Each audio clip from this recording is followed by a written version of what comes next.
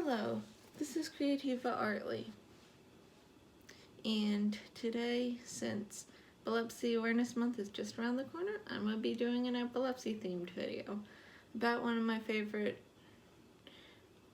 other favorite YouTubers on the platform that also has epilepsy, SpookiestGhost.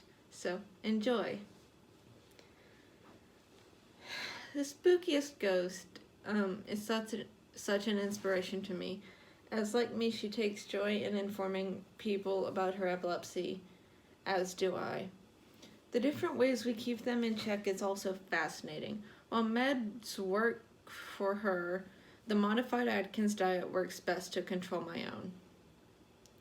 Also, the community that people with epilepsy have through epilepsy foundations are amazing to have around.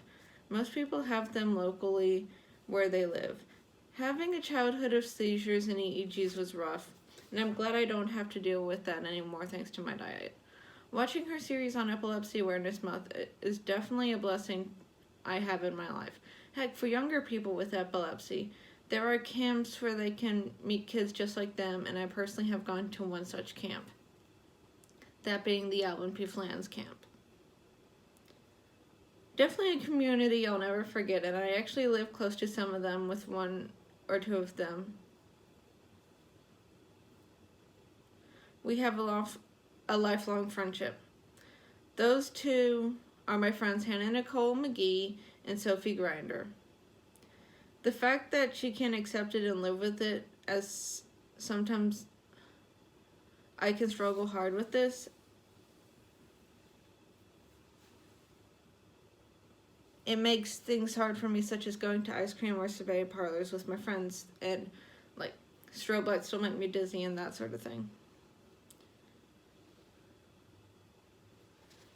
Heck, 9th grade year Mardi Gras, I had a close call and had to spend the entire night watching the librarian beat every boy in the grade at ping pong, because I didn't want to go into the main dance area and risk a seizure from the strobe lights. Seeing the differences and similarities between our types of epilepsy is always fascinating and enjoyable to hear talk about. Guys, epilepsy and seizures is more common in children and teens, and I'm sad some people don't understand this. While I was in high school and middle and even elementary, there were only one or two other girls at my school who had epilepsy and seizures too. And one of them, Rissa, I remember, once forgot her meds and had to have her adoptive mom bring it to the school for her. Stacy also had different things as well on top of her epilepsy, such as shared peanut allergy and then her bipolar disorder as well. Because she had both epilepsy and bipolar, she was sometimes hard to deal with, but that's besides the point. We were still friends. Faking epilepsy isn't a thing, and seizures are very serious. Most people who have seizures likely have epilepsy. All the stories and perspectives she puts around this is the main reason I started watching her and continue to watch her. I'm glad to see someone on YouTube, Twitter, DA, etc. that I can relate to on such a personal level. Yeah, living with epilepsy is hard and extremely common. It's complicated, but trust someone who has it when they say they have it or are about to have a seizure. Thanks for all the awareness you bring to our disability. You truly are a blessing to all those with epilepsy on the internet and in the world. On another note, I've always had an IEP and mathematics learning issue due to my epilepsy.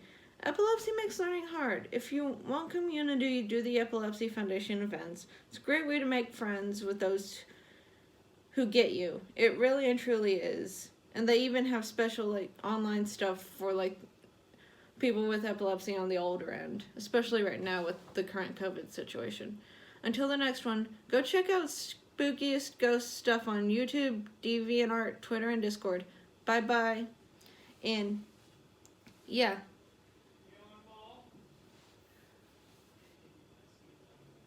Thanks for listening to me go on about this, but seriously, SpookiestGhost is one of the sweetest people on the internet, and she is just so heckin' cool, and She definitely deserves more attention. I'm glad she's part of the epilepsy community, like myself. And honestly, I will always be one of her biggest fans.